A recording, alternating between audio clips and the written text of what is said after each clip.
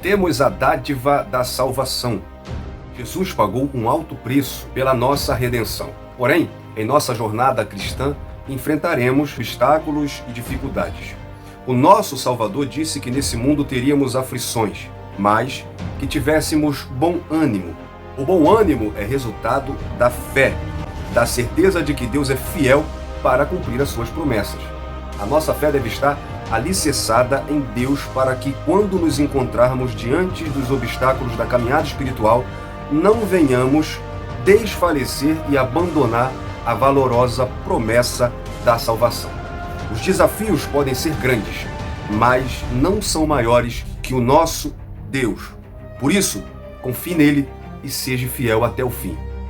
Eu sou Jonathan Cadiz e quero estudar hoje com você a nossa lição da Escola Bíblica Dominical.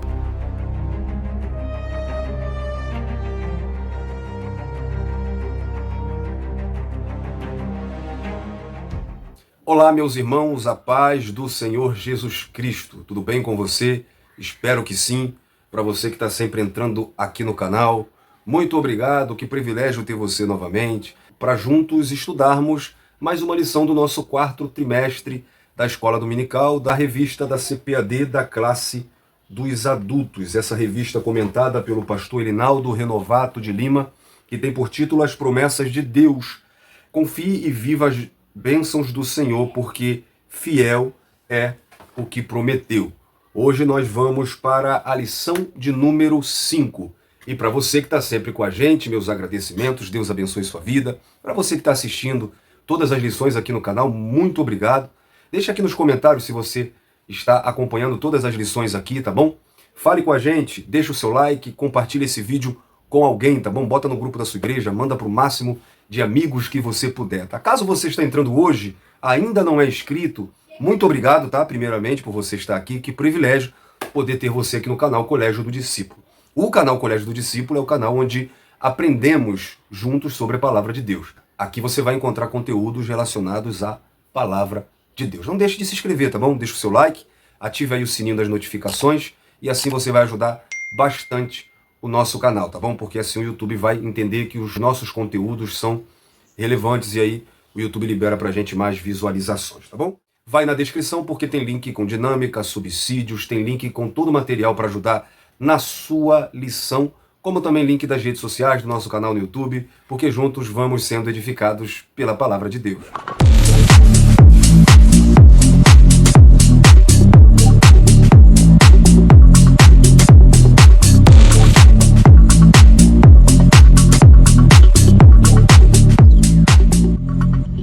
Na lição passada nós vimos promessa e obediência.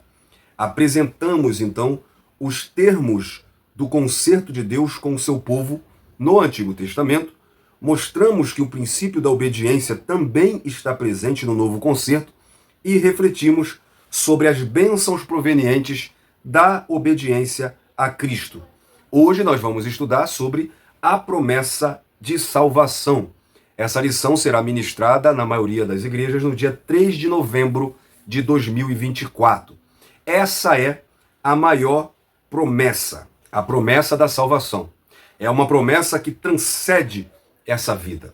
Essa nós podemos chamar da promessa das promessas, porque toda a Bíblia ela nos apresenta essa promessa como fundamento da nossa vida cristã, o fundamento de todas as outras promessas. Então, na lição desse domingo, e algumas igrejas de outros dias da semana, dependendo da dinâmica que você tem na sua igreja, na minha, por exemplo, na próxima semana, será na terça-feira por conta da ceia. Então, nessa lição nós estudaremos a respeito da mais importante das promessas divinas, a promessa da salvação. Ela continua sendo a principal promessa de Deus para a humanidade. De que adianta ter prosperidade, saúde e não ter salvação? A doutrina da salvação revela-nos quão grande é o amor e a graça de Deus para conosco. Todos os filhos de Deus que creem nessa promessa não podem viver de qualquer maneira, sem santidade, sem ter o devido cuidado com a conduta diante de Deus e diante do mundo. Também não podemos nos esquecer de que a salvação é obra divina.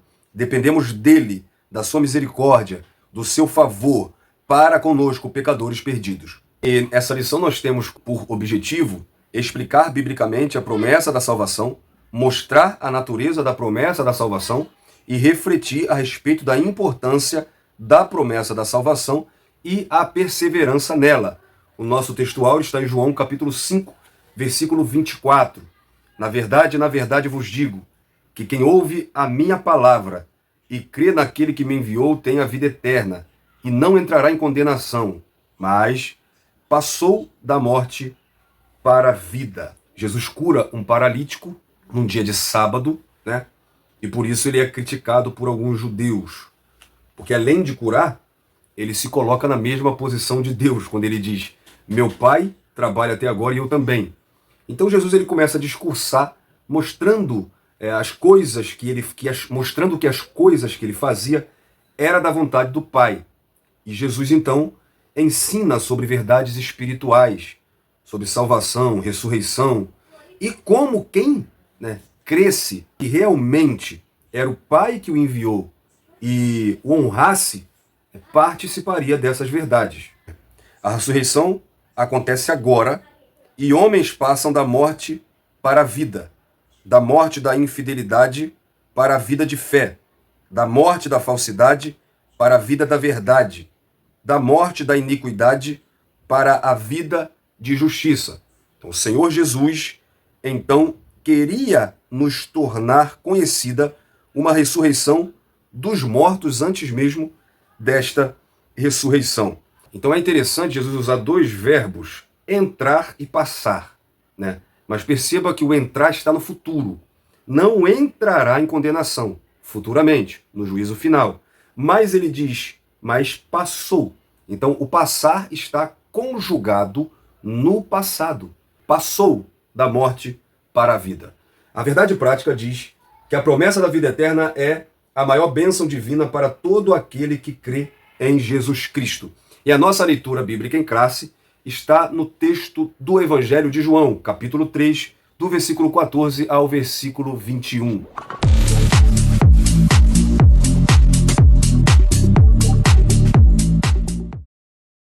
João capítulo 3.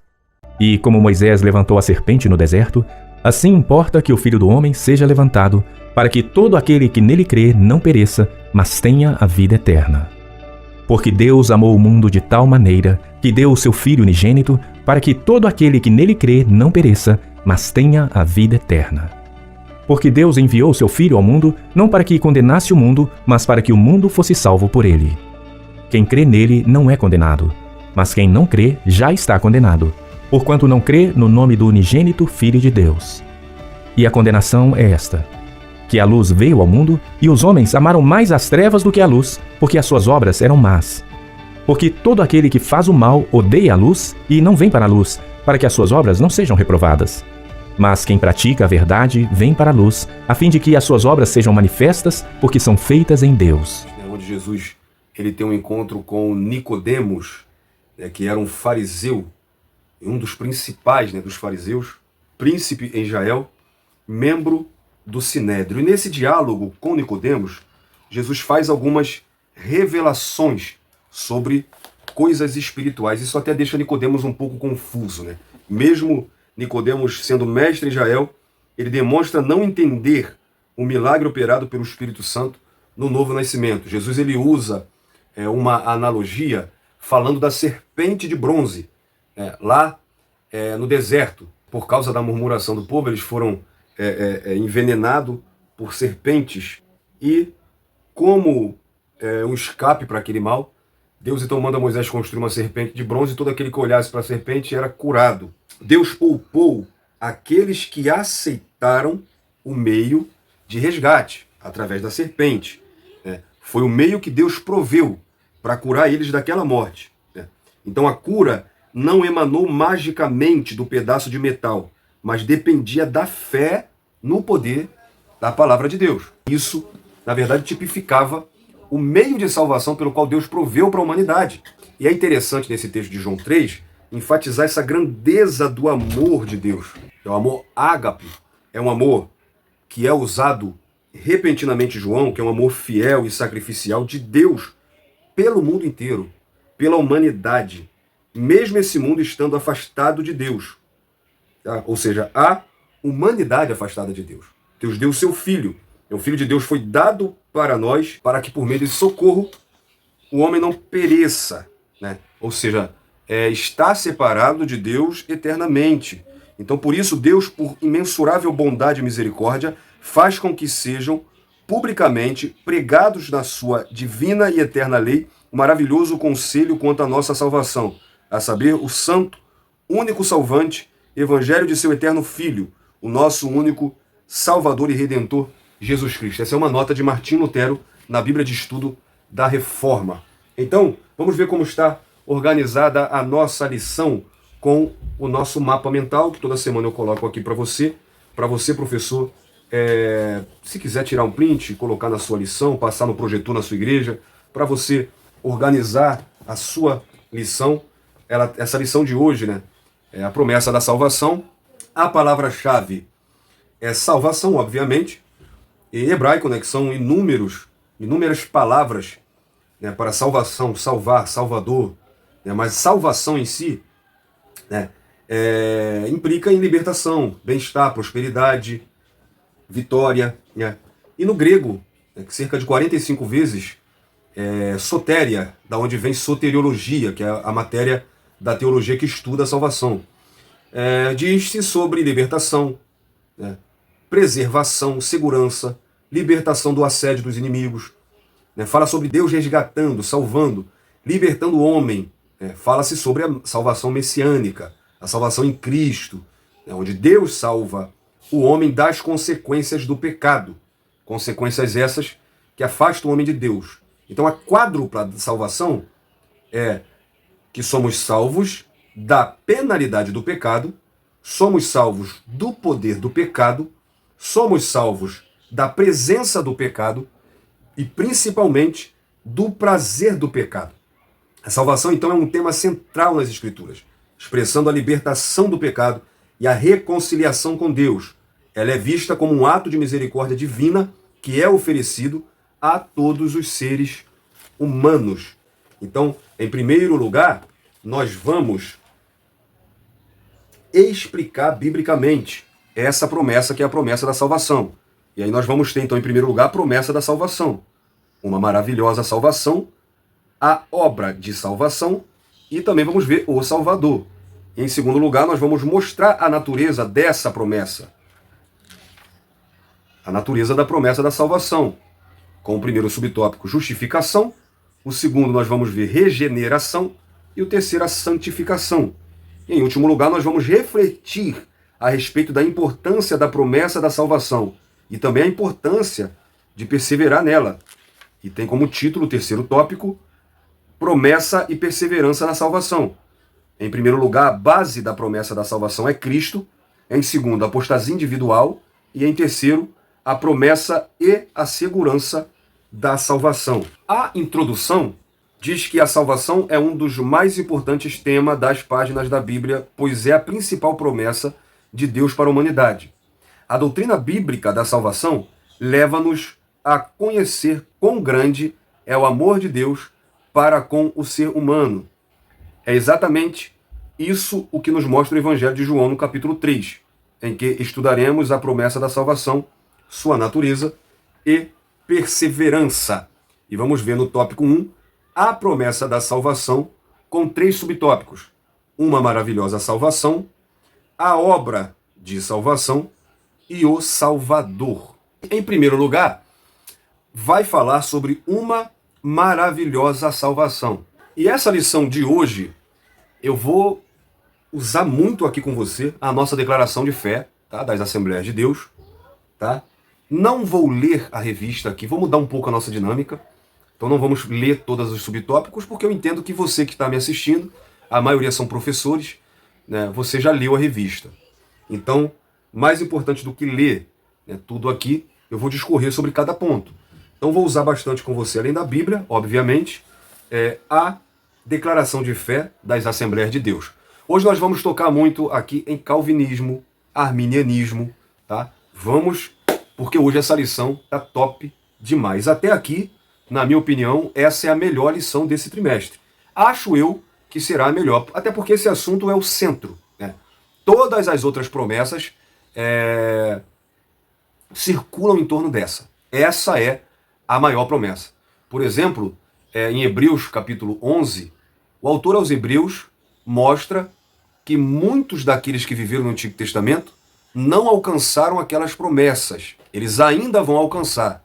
Por quê? Porque tudo aquilo que eles viveram era apenas sombras do que a promessa maior, que, é claro, no Antigo Testamento não era plenamente revelada.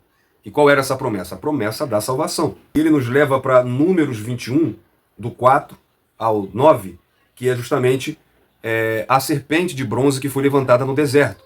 E como eu já disse aqui, na leitura bíblica em classe, o povo murmura, eles então são acometidos de uma enfermidade essa, né, que serpentes haviam picado eles, e Deus então envia um socorro.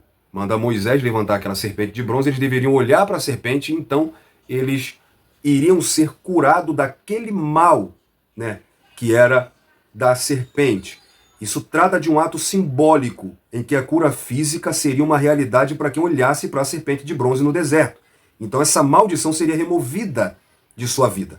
E isso é o que acontece no sacrifício de Jesus na cruz do Calvário, que oferece salvação. Repare que o mal vem através da serpente, e a salvação vem através dessa serpente.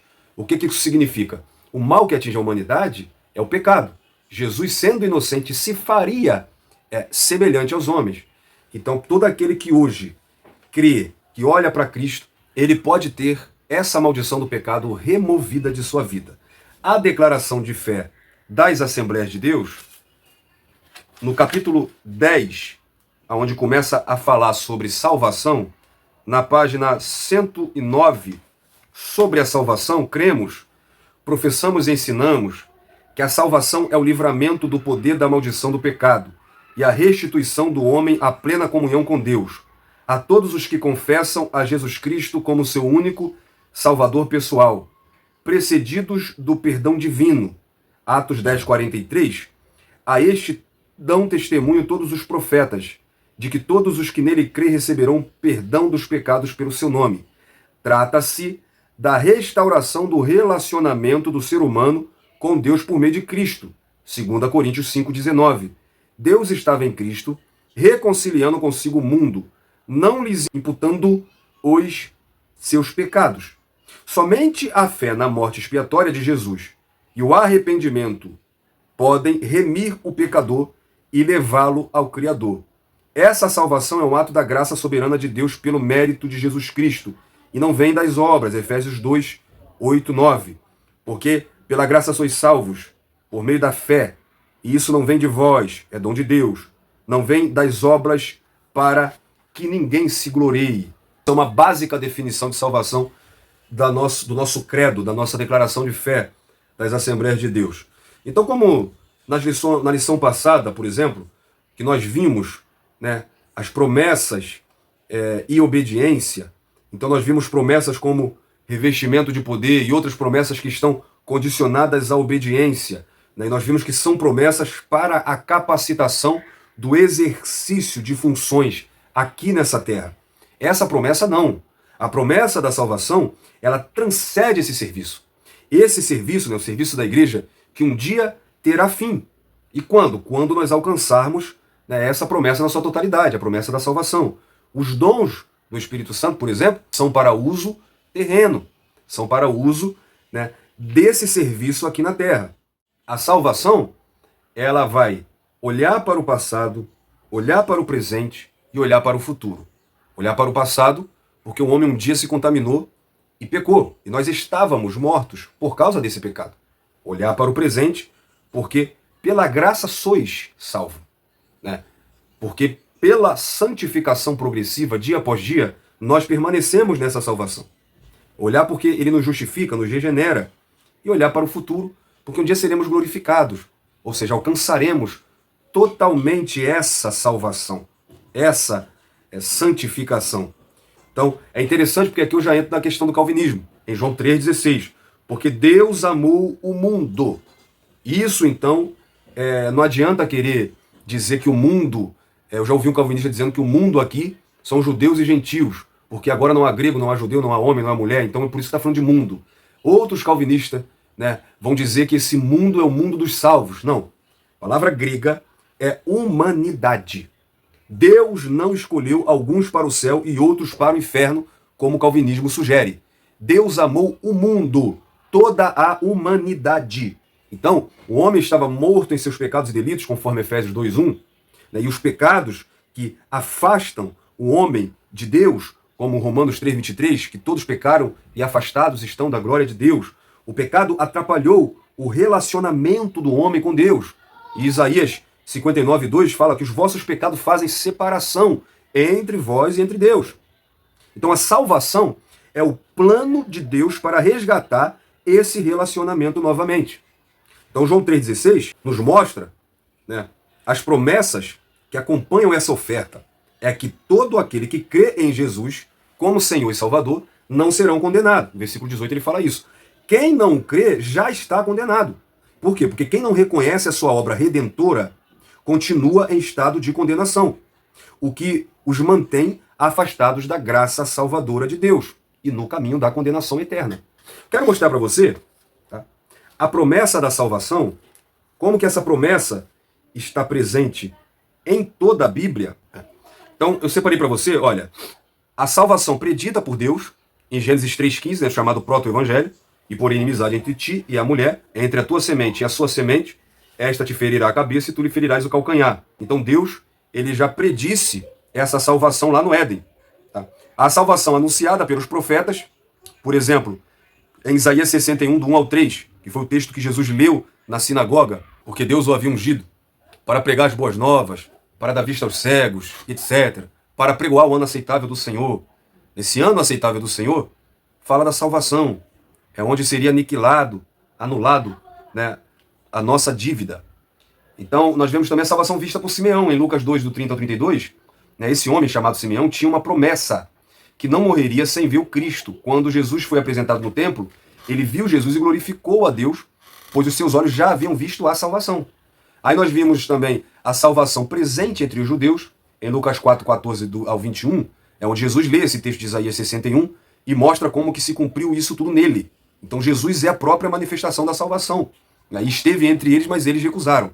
A salvação consumada na cruz, né, em João 19, quando Jesus grita, tetelestai, está consumado, está pago. Ali foi consumada a salvação. A salvação anunciada pela igreja. Romanos 1, 16 e 17. O evangelho é poder de Deus para a salvação de todo aquele que crê. Então nós vemos a salvação no Antigo Testamento, no Pentateuco, nos livros históricos, poéticos e proféticos. Essa salvação foi predita. No evangelho, a salvação foi manifestada através da pessoa de Cristo e consumada na cruz. Ela é anunciada nas epístolas, nas cartas, né, e é anunciada através da igreja, né, e ela será cumprida. Em Apocalipse mostra esse cumprimento em sua totalidade. É claro que tem outros livros escatológicos, mas Apocalipse mostra o cumprimento da promessa da salvação. Então nós vimos uma maravilhosa salvação. E depois essa lição traz para a gente a obra de salvação. Né? O Evangelho de João nos mostra que a obra da salvação é uma providência de Deus para salvar todo ser humano de uma condenação eterna. Eu já disse, a palavra salvação vem do grego sotéria, da onde vem a matéria da teologia que estuda a salvação, que é a soteriologia. Então sotéria, ela indica, né, tem um sentido de livramento do perigo, livramento da ameaça, né, e entre outros sentidos. O maior deles, e no que tange a salvação em Cristo, claro que isso fala da salvação do pecado, a salvação do poder do pecado, a salvação da morte, salvação da ira futura, salvação do inferno, salvação da condenação eterna. Então, eu quero ir novamente aqui para a nossa declaração de fé das Assembleias de Deus, que é a salvação para todas as pessoas. Um dia todos os seres humanos comparecerão diante do Senhor e Criador de todas as coisas. Deus, contudo, não deseja a perdição de ninguém. 1 Timóteo 2,4. Que quer que todos os homens se salvem e venham ao conhecimento da verdade. Por isso o Pai enviou o seu Filho amado, Jesus Cristo, para morrer em nosso lugar, providenciando-nos uma salvação eterna, completa e eficaz, O evangelho contempla a todos e a ninguém exclui. Tito 2,11. Porque a graça de Deus se há manifestado trazendo salvação para todos os homens. Por conseguinte, a salvação está disponível a todos os que creem. Sim, todos nós, sem exceção, podemos ser salvos através dos méritos de Jesus Cristo, pois todos nós fomos criados à imagem e semelhança de Deus. O soberano não predestinou incondicionalmente pessoas à condenação eterna, mas sim almeja que todos, arrependendo-se, convertam-se de seus maus caminhos. Atos 17:30. Mas Deus, não tendo em conta os tempos da ignorância, anuncia agora a todos os homens em todos os lugares que se arrependam.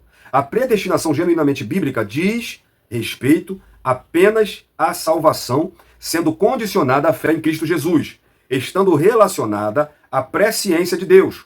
Portanto, a predestinação dos salvos é precedida pelo conhecimento prévio de Deus daqueles que, diante do chamamento do Evangelho, recebem a Cristo como seu Salvador pessoal e perseveram até o fim. Então, a salvação, ela está à disposição de todo o homem, tá? Para que aquele que crê em Jesus Cristo, ele tenha acesso a essa salvação. João 3,16, né? Porque Deus amou o mundo, já disse, a humanidade, de tal maneira, né? Para que todo aquele que nele crê não pereça, mas tenha a vida eterna. Então temos um Deus que, por amor, né? E a expressão que João usa, amor de tal maneira, né? Que é um amor total, completo. É a maior expressão de amor. Não existe um amor comparável a esse. Então temos a verdade de um Deus que nos amou, mesmo nós não o tendo amado antes, né? Um Deus que não somente amou, mas provou o seu amor. Um Deus que reconheceu a nossa condição de pecado, né? E em decorrência dessa nossa condição de pecado e de nossa impossibilidade de retornarmos à comunhão com Ele, Ele enviou seu Filho para pagar a dívida que nós tínhamos com o Senhor. E nos proporcionou, então, uma salvação. E dá a oportunidade à humanidade, a todo aquele que crê, de ter a vida eterna. Então, Deus nos escolheu um grupo, e esse grupo está predestinado ao céu ou ao inferno. A salvação, ela é uma oportunidade dada a todos. É claro que, em sua presciência, Deus já sabe aqueles que vão ou que irão aceitar a esse convite. Mas isso não significa que Deus escolheu alguns para que esses creiam. Não. Deus sabe quem vai crer, porque Ele é onisciente. E vamos ver as bênçãos que acompanham essa promessa, né, que é a salvação. Muitas coisas acontecem na vida do homem que recebe a Jesus como seu Salvador. Vejamos. Em primeiro lugar, ele é salvo dos seus pecados. Mateus capítulo 1, 21, Lucas capítulo 7, 50, que lhe são perdoados, como em Lucas 7, 48, Tiago 5, 2. A salvação também livra da culpa, Efésios 1, 7, Lucas 1, 14, e do poder do pecado, Romanos 7, 14, 20, 23 e 25. Em segundo lugar, ele é salvo do juízo, 1 Timóteo 5, 24, também em Romanos 8, 1. Isto é, ele recebeu uma nova posição em relação ao mundo, Filipenses 2, 15. Em terceiro lugar, ele entra em comunhão com Deus, Efésios 2, 13 e 18, Lucas 1, 74 e 75. Recebe entrada na graça, Romanos 5, 2, e torna-se cidadão do céu, Efésios 2, 19. Em quarto lugar, ele é salvo dessa geração perversa, Atos 2, 40. Recebeu uma nova posição em relação ao mundo, Filipenses 2, 15. Em quinto lugar, ele é salvo do poder de Satanás, Atos 26, 18, Colossenses 1, 13 ao 15 e Hebreus 2, 14. Em sexto lugar, por ser salvo, ele tem no coração um lugar para o Espírito Santo agir em sua vida, Efésios 1, 13 e também 2, do 16 ao 18. E em sétimo lugar, a salvação lhe dá a viva esperança, 1 de Pedro 1, 13, e direito à glória eterna, 2 Timóteo 2, 10 e também 4, 18. E assim é salvo da ira de Deus. 1 Tessalonicenses, capítulo 1, versículo 10, capítulo 5, versículo 9 e também 2 de Pedro, capítulo 2, versículo 9. Então até aqui nós vimos uma maravilhosa salvação, a obra da salvação, e vamos ver então o Salvador, que é o terceiro subtópico da nossa lição. E é claro, né, que vai nos mostrar que a obra de salvação, ela tem por base a entrega do Filho de Deus como aquele que pagou o preço pelo pecado. Então Jesus é o nosso Salvador. E nós vemos Em Lucas 2,11, nasceu o Salvador, que é Cristo Senhor. João 4,42, Cristo é o Salvador do mundo. Atos 5,31, Deus elevou Cristo a príncipe e salvador, para dar a Israel arrependimento e a remissão do pecado. 2 Pedro 1,11 diz que Jesus é Senhor e Salvador, e que ele nos garante a entrada no reino eterno dele. Então, a base da salvação é Cristo. Tá? Por quê? Vamos ver os motivos para isso. Em primeiro lugar, havia a necessidade de um Salvador. E por quê? Porque o homem pecou e necessitava, então, de um Salvador. O pecado contamina toda a humanidade, nos afastando de Deus, e o pecado traz morte. Lá em Gênesis 2, do 16 ao 17, Deus disse para Adão, de toda a árvore do jardim tu pode comer, mas não da árvore do conhecimento do bem e do mal. Porque do dia que tu comer, certamente tu morrerá. Em Romanos 6, 23, fala que o salário do pecado é a morte. E que morte é essa? A primeira, a morte física. Em Gênesis 3, 22 ao 24, Deus ele não permite que o homem tenha acesso à árvore da vida para que eles não viessem comer e continuar tendo a vida eterna. Então ali eles passaram a morrer. 1 Coríntios capítulo 15, versículo 21, Paulo diz, porque assim como a morte veio por um homem, também a ressurreição dos mortos veio por um homem. Então, através de Adão, a morte entrou no mundo, a morte física mesmo. E também a morte espiritual. Efésios capítulo 2, versículo 5, estando nós ainda mortos em nossas ofensas, nos vivificou juntamente com Cristo. Pela graça sois salvos. Então, nós estávamos mortos espiritualmente. E outra morte que é consequência do pecado é a morte eterna, ou a segunda morte. Em Apocalipse 20, 14, por exemplo, e a morte e o inferno foram lançados no lago de fogo. Essa é a segunda morte. Então nós temos a morte física, a morte espiritual e a segunda morte, ou a morte eterna. Todas consequência do pecado. Hebreus 9, 22, então, diz que sem derramamento de sangue não há remissão, não há o perdão para esse pecado. E nós víamos que antes os sacrifícios dos animais, eles cobriam esse pecado. Era um sacrifício que deveria ser contínuo, mas Hebreus diz que o sacrifício de Cristo ele foi o total, ele foi o suficiente, ele foi único.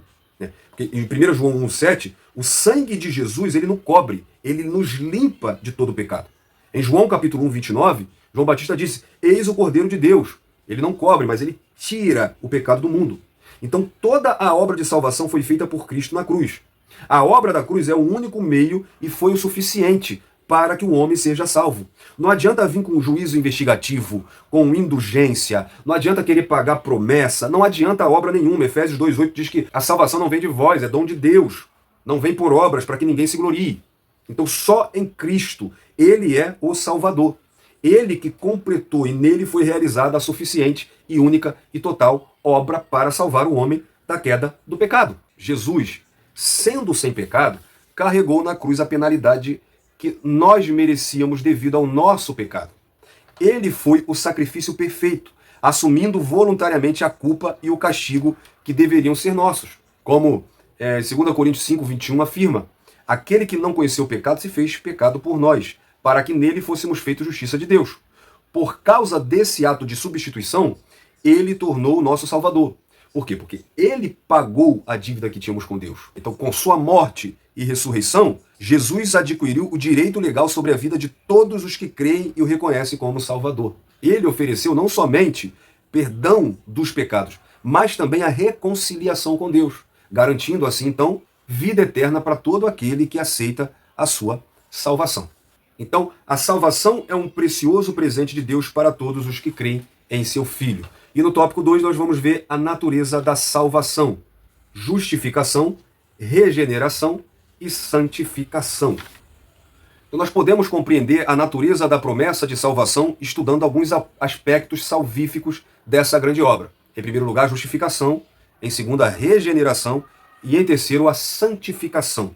A justificação é o ato que declara justo. É o processo judicial que se dá junto ao tribunal de Deus, através do qual o pecador que aceita a Cristo é declarado justo, conforme Romanos 5:1. Sendo declarado justo, temos paz com Deus. A justificação nos livrou, fala de passado, da culpa do pecado. É importante entendermos isso, pois nesse ato, Deus trocou a nossa posição de culpados e condenados para perdoados e salvos em Cristo Jesus. Uma vez que somos salvos, precisamos viver de acordo com a nossa nova posição em Cristo. Em 2 Coríntios 5, capítulo 17, diz que somos novas criaturas em Cristo Jesus. Portanto, não faço para ser salvo, mas eu faço porque sou salvo. Obedecer é consequência do que sou e não do que desejo ser. Então, a causa da salvação é Cristo e a consequência da salvação é a obediência. Por isso, uma pessoa sem Cristo pode praticar boas obras e ainda assim ser condenada ao inferno, pois suas obras não removem sua culpa diante do tribunal de Deus. Ela precisa aceitar Cristo para que a sua culpa seja eliminada. Tem muita gente que fala, mas eu não faço mal para ninguém. Ao contrário, eu faço até boas obras. Só que as boas obras não trazem salvação, só a obra de Cristo, que pode nos justificar, ou seja, nos tornar inocentes perante a Deus. Então não adianta a obra, tem que se arrepender e crer em Cristo Jesus. A pessoa não é salva por causa das obras, mas as obras são praticadas porque ela é salva. Efésios 2:10. Da mesma forma, alguém não é considerado pecador porque peca. Ela peca porque é pecador. E nesse caso, ele age de acordo com a sua essência, que é pecador.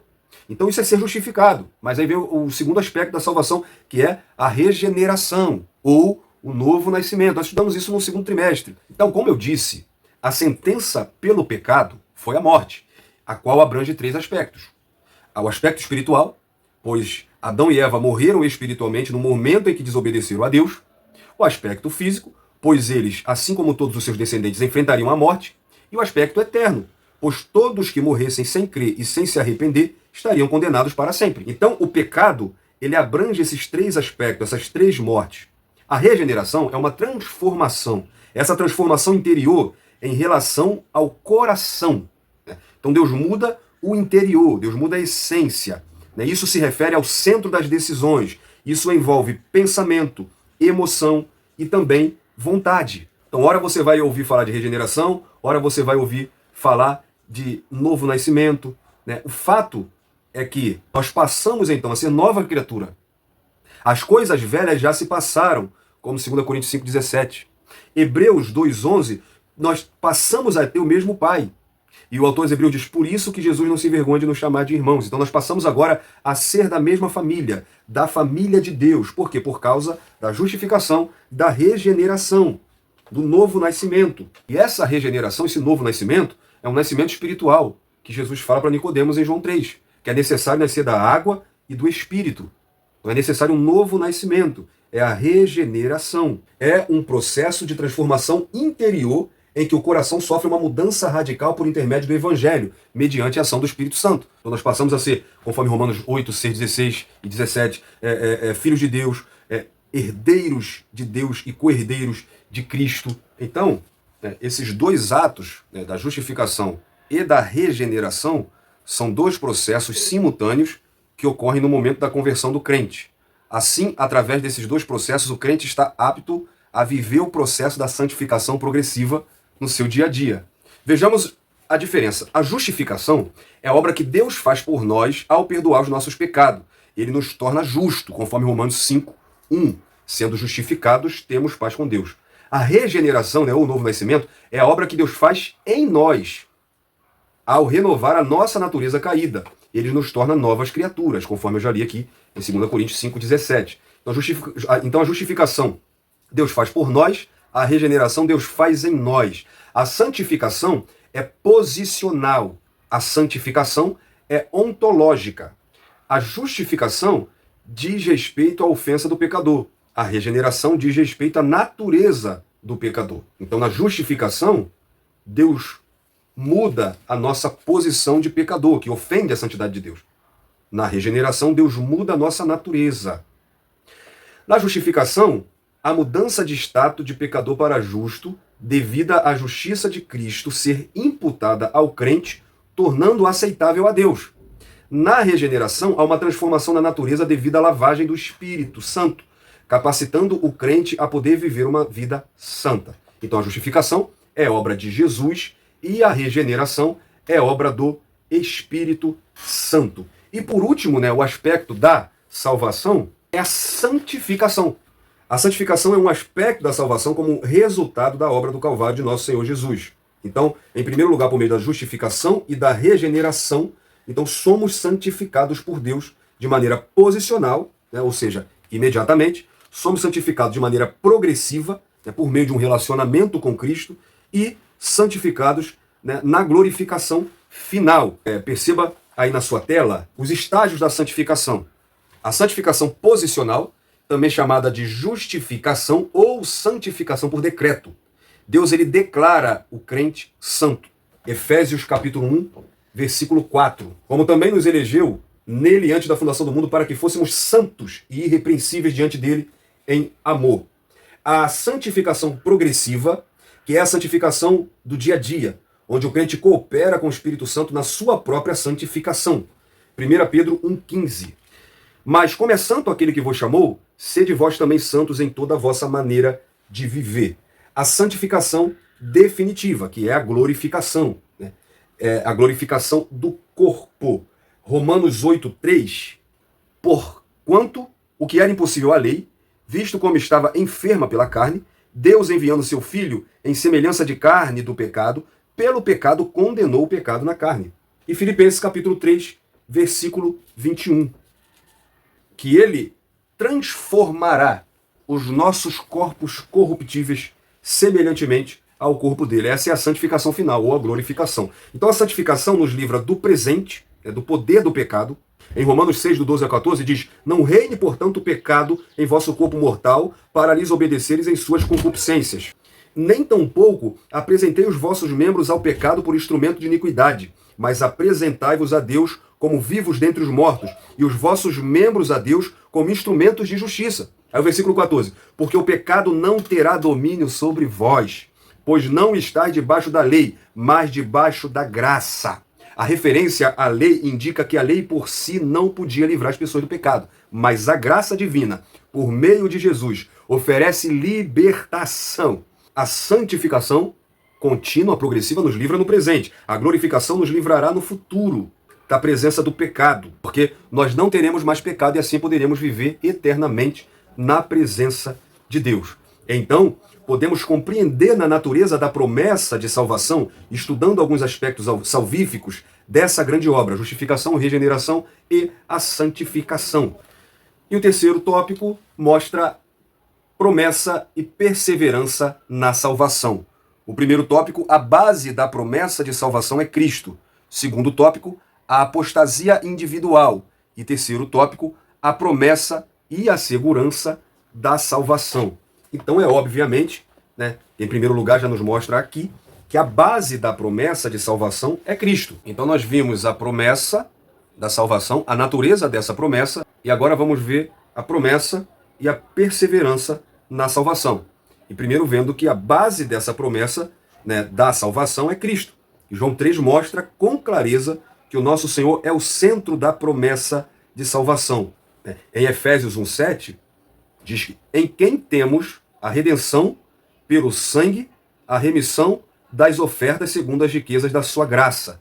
Então esse versículo destaca o grande ato de redenção que Deus realizou por meio de Jesus Cristo. A redenção refere-se ao ato de libertar alguém do cativeiro. E aqui refere-se à libertação do pecado por meio do sacrifício de Jesus. Então, pelo derramamento do seu sangue, Jesus pagou o preço pelos pecados da humanidade, oferecendo perdão e reconciliação com Deus. E a remissão das ofensas significa que Deus, por meio de sua graça abundante, perdoou os pecados daquele que crê em Cristo Jesus. A redenção refere-se à libertação do pecado e à remissão, o perdão destes pecados. Em segundo lugar, a apostasia individual. Esse subtópico é muito bom para a gente entender, né, umas coisinhas, né, que a gente escuta muito hoje, né, por aí. E esse subtópico aqui, o comentarista ele trouxe que nas escrituras também nós podemos encontrar, né, advertências concernentes à promessa da salvação. Por exemplo, o fato da Bíblia mostrar que a salvação é incondicional, tá? Pois as pessoas podem resisti-las. Você vê que João 3, do 18 ao 20, fala que aquele que crê, este terá a vida eterna, mas aqueles que não creem, esses serão condenados. E assim como a Bíblia mostra que é incondicional e que se pode resistir, né, também mostra que aqueles que receberam, experimentaram o amor e o perdão de Deus, podem romper esse relacionamento, rejeitando os ensinamentos da palavra de Deus. E isso se chama de apostasia doutrinária. E também sendo novamente escravos do pecado. que é a apostasia moral. Né? Então, esses termos, né, que são denominados apostasia, implicam numa rebelião contra Deus. É um abandono proposital da fé, uma vez que vários registros bíblicos nos mostram essa possibilidade. Por exemplo, o texto de Atos 14, do 21 a 22, Paulo e Barnabé, né, eles pregam em várias cidades e eles encorajam os novos convertidos a ficarem firmes na fé. 1 Timóteo 6, 10 ao 12, Paulo fala para Timóteo que homens se desviaram da fé, porém Timóteo deveria perseverar na fé. Hebreus 2, 1 ao 3, devemos prestar atenção nas verdades que ouvimos para que não nos desviamos delas. E aí o autor dos Hebreus diz assim, ó, como escaparemos do castigo se desprezarmos uma salvação tão grande? Então mostra que a salvação, ela pode ser resistida. A salvação, ela pode você trilhar nesse caminho e o deixar.